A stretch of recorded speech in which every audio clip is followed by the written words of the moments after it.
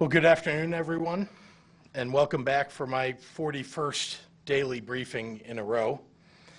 I must begin today by reporting that 125 more people lost their lives to COVID-19. To their loved ones, to their friends, and all who knew them, the state of Illinois grieves with you, and may their memories be for a blessing.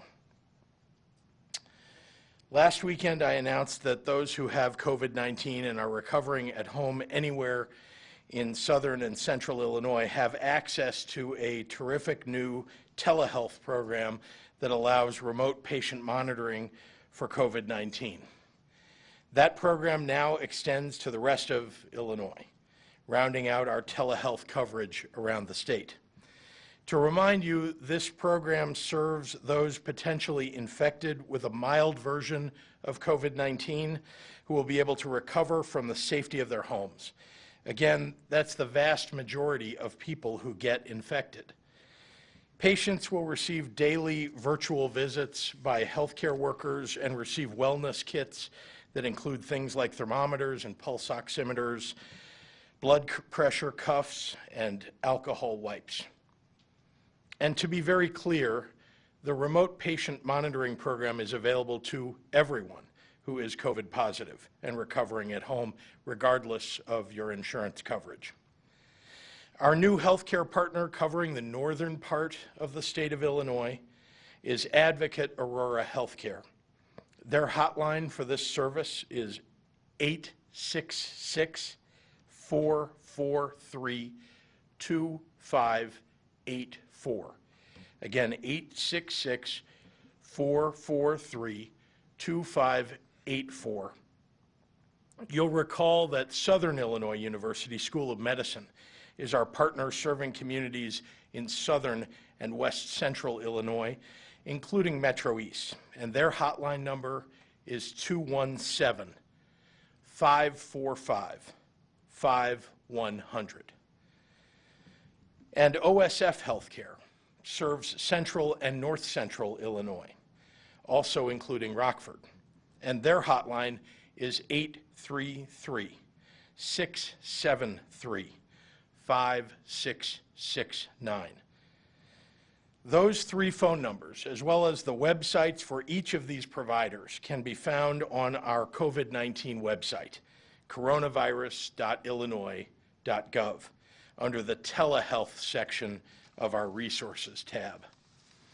For many of you, this pandemic has been draining, emotionally and physically. And as I've said before, it's important to feel that and even share that with a friend, a family member, or a confidant. But it's equally important to look out the window, to walk outside, to look at all the hopeful signs, because those signs are all around us. And today I want to shine a spotlight on a few of those signs. Look at the creativity that people have brought to make sure that those in need are truly cared for.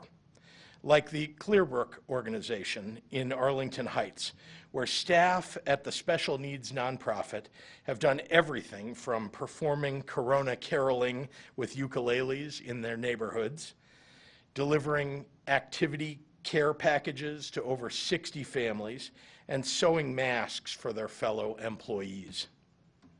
Like at Urban Autism Solutions, which created digital meetups for young adults with autism so that they can make friends and learn new things and have fun with a new and different kind of engagement.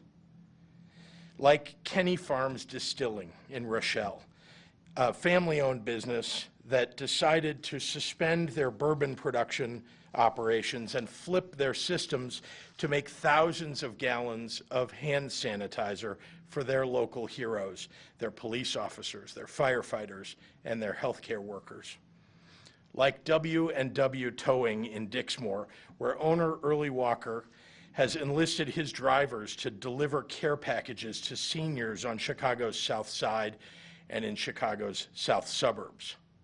Like at the Beverly Farm Foundation in Godfrey, a home for adults with developmental disabilities that has found socially distant ways to offer their residents bowling and puzzles and board games so there can be fun for the residents even while there is safety.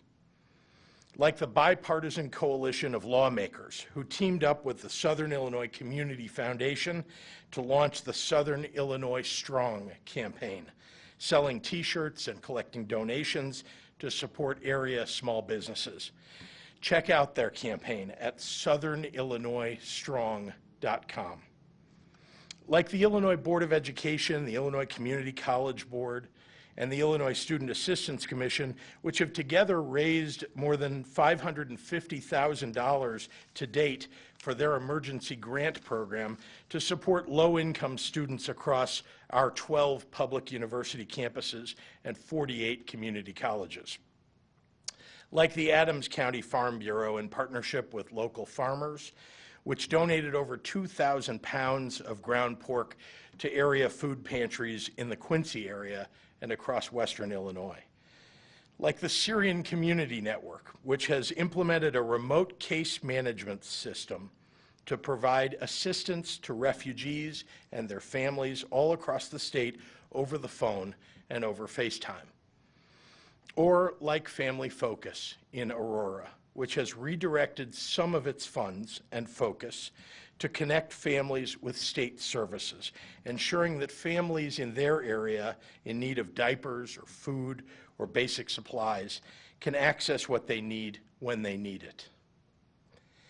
That's the thing about Illinois. Everywhere you look, there are people stepping in to fill the gaps in other people's lives, being neighborly for their neighbors, being the kind of friend we want our kids to grow up to be. And just in case you need a little help finding it, I'll leave you with one last bit of joy.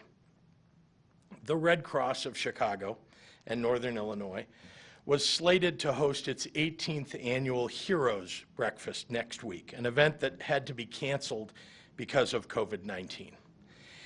Instead, the Red Cross is featuring on their social media pages members of the extraordinary 2020 class of heroes, people who make you proud that you're from Illinois. These heartwarming videos show just how good the people of Illinois have always been before and during this pandemic, and how good they always will be.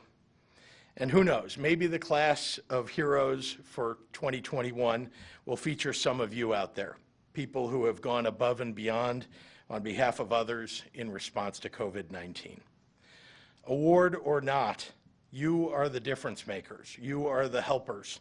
You are bending this curve and helping out our healthcare workers and saving lives, even just by staying at home. And I am so very proud of this state and of all of you. And with that, I'd like to bring up Dr. Ezike for today's medical update.